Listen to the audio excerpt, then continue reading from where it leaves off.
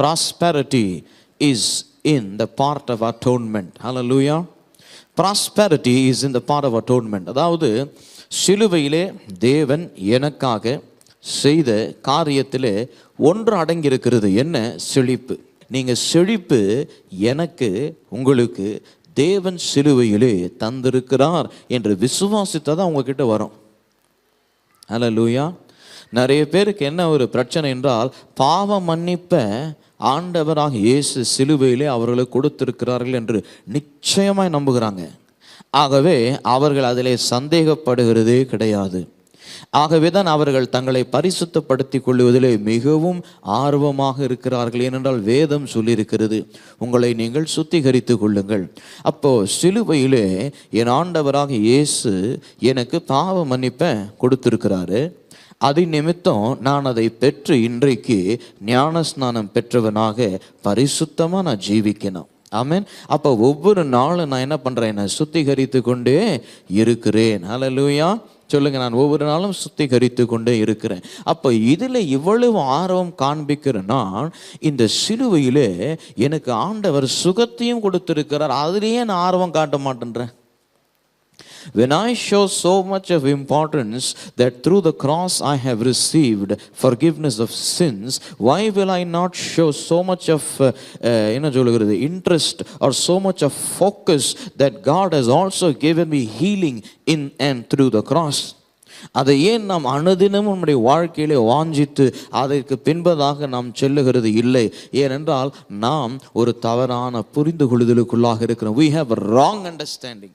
ஒரு தவறான புரிந்து கொள்ளுதல் இருக்கிறது. இதுதான் நமக்கு, இந்த பூமியில் எனக்கு வியாதி உண்டு, இந்த பூமியில் எனக்கு வறுமை உண்டு, இப்படி தான் இந்த பூமி இருக்குது, இப்படி தான் நான் இருக்க போகிறேன். இயேசு சொன்னார், உபத்திரவங்கள் இருக்குது, திடன் கொள்ளுங்கள், நான் ஜெயித்தேன். அதை எது கனெக்ட் பண்ணிக்கிறாங்க? ஹல்லேலூயா. தவறான புரிந்து கொள்ளுதல், வேதத்தை தவறாக புரிஞ்சுக்கிறது. வேதத்தை பகுத்தறிகிறதுக்கே ஒரு கோர்ஸ் வச்சுருக்கிறாங்க. ஹல்லேலூயா. இந்த பைபிளை சரியாக படிக்கிறதுக்கே ஒரு கோர்ஸ் இருக்குது. அது முதல் தெரிஞ்சதான் போய் படிச்சுட்டு இருப்பேன் அது. ஆமென். இந்த பைபிளை சரியாக படிக்கிறதுக்கே ஒரு கோர்ஸ். அப்போ யோசித்து பாருங்க, வேதத்தை சரியாக படித்து புரிந்து கொள்வது மிக அவசியம். வேதத்தை படிக்கிறது எவ்வளோ அவசியமோ சரியான விதத்திலே புரிஞ்சுக்கணும். தப்பாக புரிஞ்சுக்கணுங்க வச்சுக்கோங்க, உங்கள் வாழ்க்கையெல்லாம் வாழ்ந்துடுவீங்க வசனத்தை கொண்டு. வசனம் உங்களுக்கு கிரியை செய்யும், ஆனால் முழுமையை நீங்கள் பெறாமல் போயிடுவீங்க. அப்போ சரியாக அதை பகுத்தறிஞ்சு அதை படிக்கணும். சரியாக அதை டிசைன் பண்ணி இந்த வசனத்தோடு நாம் என்ன பண்ண கனெக்ட் செய்யணும். ஹல்லேலூயா. அப்படி செய்யும் பொழுது இதில் சகல நன்மையை நாம் பெறுகிறோம். அப்போ வசனம் எனக்கு இன்றைக்கு ஒரு காரியத்தை சொல்லுகிறது, எனக்கு செழிப்பை தேவன் கொடுத்துருக்கிறாரு, அதை நான் அனுபவிப்பேன். ஹல்லேலூயா. உடனே சத்துரு ஒரு யோசனையை கொண்டு வந்துடுவான். என்ன யோசனை? பணம் பிசாசு கொடுக்கறது. அந்த யோசனை நீங்கள் எப்படி டீல் பண்ணுவீங்க? இப்போ நான் கேட்குறேன், இப்போ நான் பிரசங்கம் பண்ணுறேன், prosperity is in the gospel and it is the part of atonement. இப்படி நான் சொல்கிறேன். உடனே இந்த மீட்டிங் முடிகிறதுக்குள்ளாக, இல்லை மீட்டிங் முடிஞ்சு நீங்கள் வீட்டுக்கு போகிறப்போ உங்களுக்கு தாட் வந்துடும், இல்லையே பணம் பிசாசு கொடுக்கறது தானே, பணம் பொல்லாதது செய்யுமே, பணத்தினுடைய வேரில் தானே எல்லா தீமையும் இருக்கிறது. அப்படி ஒரு யோசனை தான். நீங்கள் என்ன சொல்லுவீங்க? திணறிடுவீங்க. அந்த சந்தேகத்திலேயே ஊறி என்ன இடம்? எப்படி பூரி எண்ணெயில் ஊறுதோ, இந்த சந்தேகம் உங்கள் மனதில் ஊறி செழிப்புக்கு நமக்கு சம்பந்தம் இல்லை, இது ஏதோ ஒரு தவறான போதனை என்று சொல்லி ஒதுக்கிடுவீங்க. புரியுதுங்களா? அப்போ முதல் நீங்கள் கன்வின்ஸ் ஆகணும். You have to be convinced that prosperity is God's will. Hallelujah. First convince முக்கியம். ஆமென். எனக்கு இல்லை கர்த்தாவே கொடுங்க, எனக்கு இல்லை கர்த்தாவே கொடுங்கன்றது ஒன்று. இது எனக்குரியது, இது எனக்கு கொடுக்கப்பட்டிருக்கிறது, இது என்னுடையதாக இருக்கிறது என்பது அப்ரோச் வேறு. ஹல்லேலூயா. என்னுடையது என்பது அப்ரோச் வேறு, எனக்கு கொடுங்காண்டவரே என்று சொல்றது அப்ரோச் வேறு. டிஃப்ரென்ஸ் இருக்கு இல்லைங்களா? வாசிப்போம் பாருங்க. நாம் நம்முடைய ஃபவுண்டேஷனல் ஸ்கிரிப்சர் இதுதான், 3 யோவான் 2. ஆமென். 3 யோவான் 2 வேதம் என்ன சொல்லுகிறது? அதை வாசித்து 1000 முறை அல்ல 10,000 முறை வாசிக்கலாம். சொல்லுங்க, அந்த வசனம் எனக்கு தெரியுமே. ஆனா வாசிக்க வெளிப்பாடு. சொல்லுங்க, வாசிக்க வெளிப்பாடு. ஹல்லேலூயா. பிரியமானவளே, உன் ஆத்துமா வாழுகிறது போல நீ எல்லாவற்றிலும் வாழ்ந்து சுகமாய் இருக்கும்படி வேண்டுகிறேன். சொல்லுங்க, எல்லாவற்றிலும் நீ வாழணும், சுகமாய் இருக்கணும், அதுவே தேவ சித்தம். சொல்லுங்க, நான் எல்லாவற்றிலும் வாழணும், அப்பதான் பிதா மகிமைப்படுகிறார். அல்லேலூயா. நீங்களே அப்பதானே சந்தோஷப்படுவீங்க, உங்க பிள்ளைகள் எல்லாவற்றிலும் வாழ்ந்தாதானே உங்களுக்கு மகிழ்ச்சி. அப்ப பரம பிதாவை என்ன நினைத்துக் கொள்ளுகிறீர்கள்? எல்லாவற்றிலும் வாழும் பொழுது என்ன நடக்கிறது?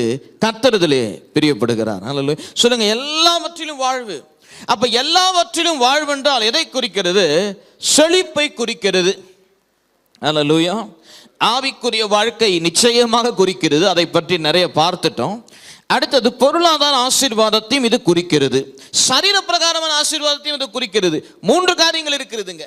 சொல்லுங்க, ஆவிக்குரிய ஆசீர்வாதம், சரீர பிரகாரமான ஆசீர்வாதம், பொருளாதார ஆசீர்வாதம். அந்த 3 இந்த வசனத்தில் இருக்கு. திருப்பி வாசிக்கிறேன். பிரியமானவனே, என் ஆத்துமா வாழுகிறதை போல, ஆத்துமா இங்கே ஆவி என்று சொல்லலாம், என் ஆவி வாழுகிறதை போல எல்லாவற்றிலும் வாழ்ந்து, அதாவது செழிப்பா இருந்து சுகமா இருக்கும்படி, சரீரத்திலே சுகத்தை பெற்றிருக்கும்படி வேண்டுகிறேன்.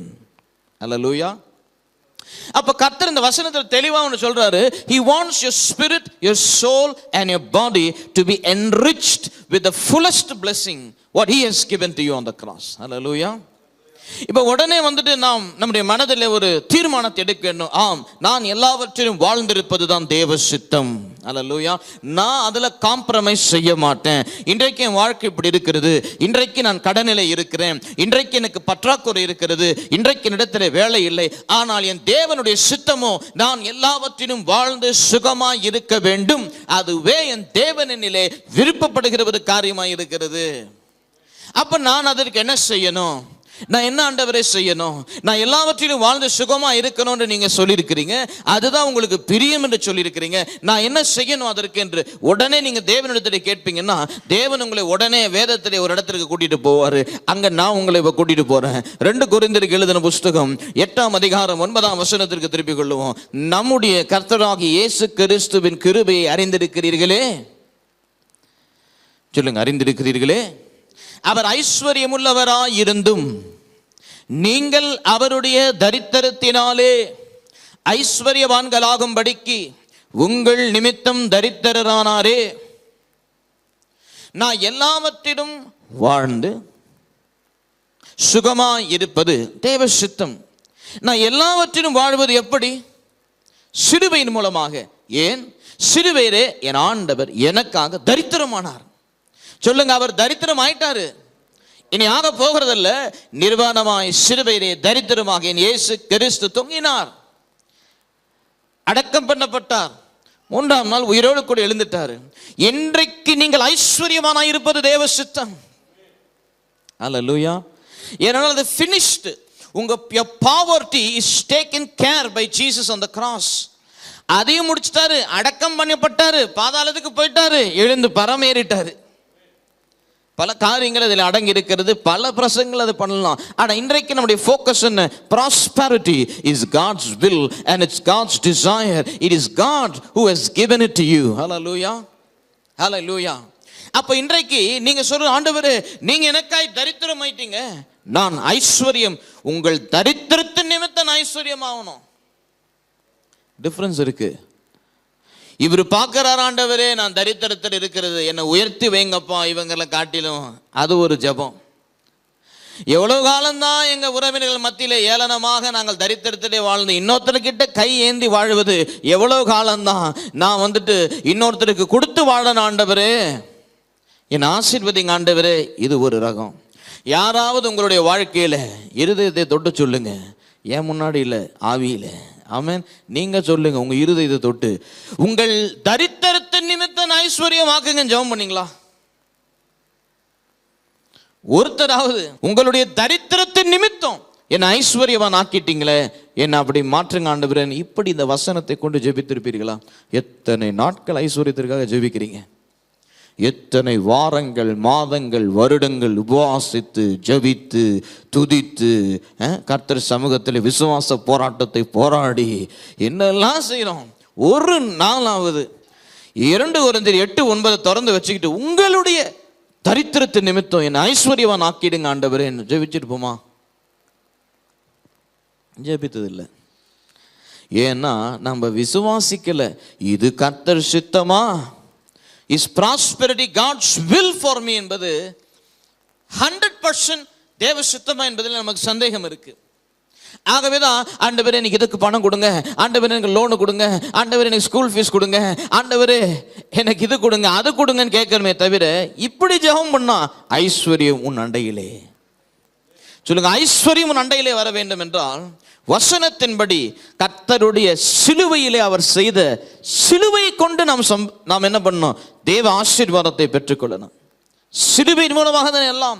சிலுவையின் மூலமாக ரட்சிப்பு, சிலுவையின் மூலமாக செழிப்பு, சிலுவையின் மூலமாக சுகம், சிலுவையின் மூலமாக நித்திய ஜீவன், சிலுவையின் மூலமாக மறுரூபமாக்கப்படுகிறோம். சிலுவையின் மூலமாக தான் எல்லாம் நமக்கு கொடுக்கப்பட்டிருக்கிறது. சொல்லுங்க, அப்ப சிலுவையை விட்டுட்டு சுத்தி சுத்தி நாம் வசனத்தையே கொண்டு ஏதோ ஃபார்முலா யூஸ் பண்ற மாதிரி ஐஸ்வர்யத்தை தேவனிடத்திலிருந்து பெரும்படிக்கு நாம் போகக்கூடாது. Everything should be focused and centered on the cross. சிலுவை எனக்கு கொடுக்குதா, சரி நான் ஜெபம் பண்றேன். சிலுவை எனக்கு கொடுக்கல, அது வேண்டாம். ஆமென். Does the cross give this to me? எனக்கு சிலுவை கொடுக்குதா, சரி அது எனக்கு வேணும். ஏன்? எனக்காக தான் சிலுவைக்கு போனாரு. அவர் சிலுவைக்கு போய் என்னவெல்லாம் செஞ்சிருக்கிறாரோ அதெல்லாம் எனக்கு வேணும். அவர் சிலுவையில் போய் என்னவெல்லாம் நீக்கி இருக்கிறாரோ அதெல்லாம் எனக்கு வேண்டாம். ஆமென். அப்ப அது வந்துட்டு எடுத்து நோட்டு போடணும் பாருங்க. அல்லேலூயா. உங்க மொபைலுடைய ஸ்கிரீன்ல இருக்கணும், உங்க வீட்டு கதவுல இருக்கணும், உங்க கார் டேஷ்போர்ட்ல இருக்கணும், உங்க சமையலறையில லிஸ்ட் இருக்கோ இல்லையோ அது இருக்கணும். சிறுவீர் எனக்கு என்ன தேவன் கொடுத்திருக்கிறாரு, சிறுவீர் என்ன தேவனை விட்டு எனக்கு வேண்டியது இல்லாதது தேவையில்லாத நீக்கி இருக்கிறார் என்பது இருக்கணும். அப்போ தெளிவா நீங்க புரிஞ்சுக்குவீங்க. செழிப்பு கொடுத்திருக்கிறாருங்க. சொல்லுங்க, செழிப்பு கொடுத்திருக்கிறாரு. அது எனக்குரியது, அது எனக்கு வர வேண்டும், அதை நான் பெற வேண்டும். அல்லேலூயா.